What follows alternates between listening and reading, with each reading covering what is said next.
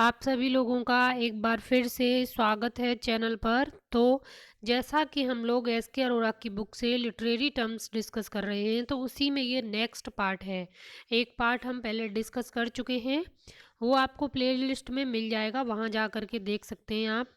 और इस चैनल पर ग्रामर और वॉकेब के लिए टेस्ट है, प्रैक्टिस सेट है, वो भी चल रहा है।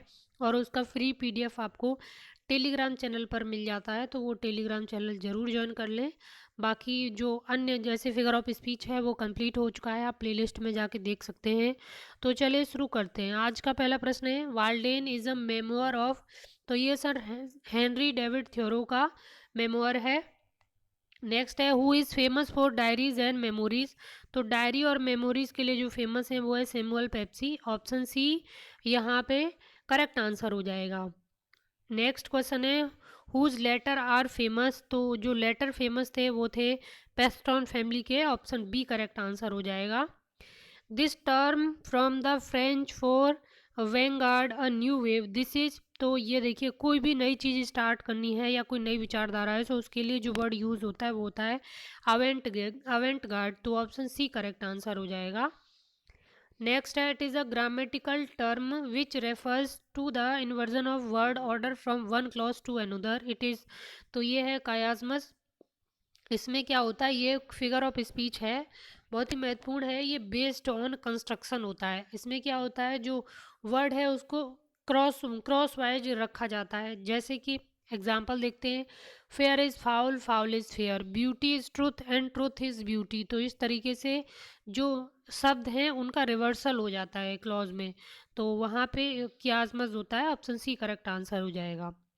Ballads are the narrative species of. तो फोक सॉन्ग की ये नरेटिव स्पीसीज हैं। ऑप्शन सी करेक्ट आंसर होगा।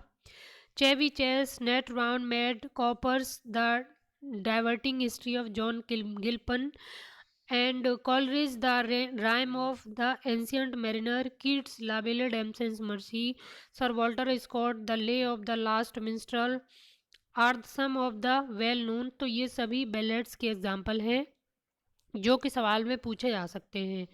जॉन कीट्स का लावेले डेमसेंस मर्सी, ये शायद सबको याद होगा। और कॉलरिज का राइम ऑफ एंशियंट मैरिनर, ये भी सबको याद होगा। तो आपको जो बचे हुए हैं वो याद करने हैं, जैसे कूपर्स का the diverting history of John Gilpin और Chevy Chase, nut browns maid. तो इस तरीके से ये आपको याद कर लेने हैं। The term bardolatry was coined by.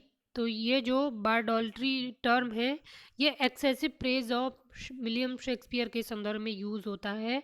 और इसको पहली बार यूज किया था जी.बी. शॉ ने in the preface to the three plays for puritans. A sudden and ridiculous descent from the exalted to the commonplace and ordinary, especially when a writer striving for the noble or pathetic achieves the ludicrous. This is the best description of a term. तो इस तरीके का जो statement या sentence होता है जिसमें सीढ़ी के रूप में ऊपर से नीचे की तरफ उतर रहे हैं, यानी हाई हाई थॉट से लो थॉट की तरफ जा रहे हैं, तो वहाँ पे होता है बेथोस, जिसका अन्य नाम है एंटी क्लाइमेक्स। और ध्यान रखना है इसमें लूडो क्रियस इफेक्ट, यानी कुछ हास्यास्पद या कुछ काफ़ी ऐसा हास्यास्पद चीज़ें हों जो कि दिखने में अजीब लगें, वो यूज़ होती हैं, तो वहाँ पे बेथोस होता है। जैसे कि एग्जाम्पल देख लेते हैं एंटी क्लाइमेक्स का एक, तो आपको ज़्यादा क्लियर हो जाएगा। जैसे कि he lost his wife, his child, his gods and the dog. तो यहाँ पे देखिए जो एंटी क्लाइमेक्स है उसका परफेक्ट एग्जाम्पल है ये।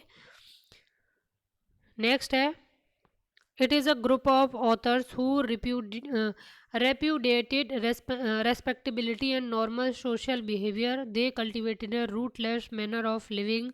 They rejected standard narrative values and sought sexual liberation and exploration. They became drug addict and were devoted to jazz. This group belong to। तो ये बीट जनरेशन के संदर्भ में बात हो रही है, जो कि जैज म्यूजिक को काफ़ी मानते थे और कुछ इनमें मैनर्स की कमी और ये जो यहाँ पे दिया है ड्रग के लिए अडिक्टेड, इस तरीके की जो विशेषताएं थी वो बीट जनरेशन की थी। ऑप्शन बी करेक्ट आंसर हो जाएगा।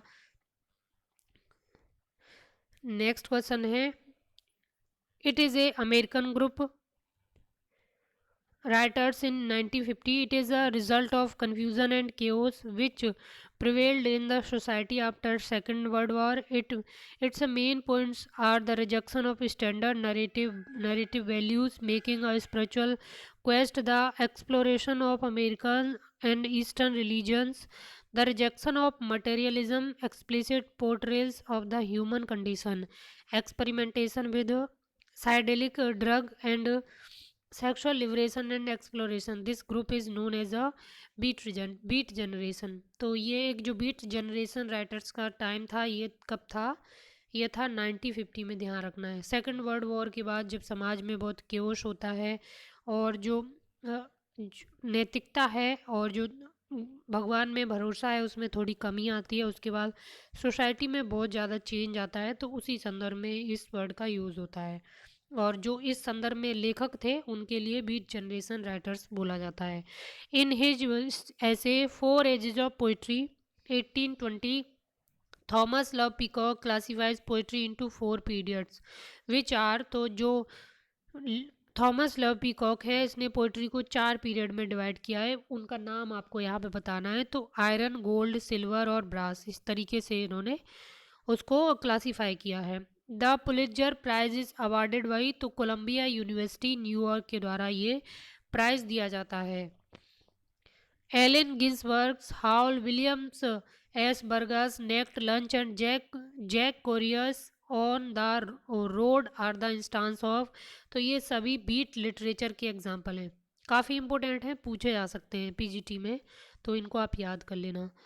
Next it is the repetition of a word or phrase broken up by one or more intervening words. For instance, we will do it, I tell you we will do it. It is a example of diacop. तो देखिए यहाँ पे क्या है, we will do it, फिर एक phrase बीच में आएगी, फिर वही फ्रेज रिपीटेड है, I tell you we will do it. तो यहाँ इस टाइप के जो सेंटेंस होते हैं वहाँ पे डायकॉप होता है. ऑप्शन बी करेक्ट आंसर हो जाएगा. A list of a work of a particular author और ऑथर्स, तो उसको बोला जाता है bibliography. Option C. Bildungsroman is a German term. तो ये अ नोबल फॉर्मेशन के लिए यूज़ होता है और इसकी जो रूट है वो पूछी जा सकती है. ये जर्मन वर्ड है. नेक्स्ट क्वेश्चन है, bildungsroman is a novel which deals with. तो ये किसके साथ डील करता है इस टाइप के नोवेल? तो वन पर्सनस फॉर्मेटिव ईयर्स के संदर्भ में इस वर्ड को यूज़ किया जाता है. Lytton Strachey is the biographer of. जो लिटन स्ट्रेची थे ये किसकी जीवनी इन्होंने लिखी थी? तो यहाँ पे जो करेक्ट आंसर हो जाएगा क्वीन विक्टोरिया. Option C. और जो लिटन स्ट्रेची हैं ये ईस्ट इंडिया कंपनी से भी जुड़े हुए थे. Who wrote lives of the English poets, live of the most eminent English poets और simply lives of the poets. तो ये थे सैमुअल जॉनसन. Option C. काफ़ी इंपॉर्टेंट है ये सवाल, वैसे सबको पता होगा और पूछा जा सकता है इसको, तो आप याद कर लेना. तो आज लिटरेरी टर्म्स में 20 क्वेश्चन हमने कंप्लीट किए हैं. आप इनको बिल्कुल याद कर लेना अच्छे से लिख के. बाकी 20 क्वेश्चन हम कल करेंगे. इस तरह 20 क्वेश्चन की सीरीज लिटरेरी टर्म्स की आपके लिए डेली रहेगी, तो आप इस चैनल से जुड़े रहें. चलिए नेक्स्ट वीडियो में मिलते हैं, तब तक के लिए धन्यवाद.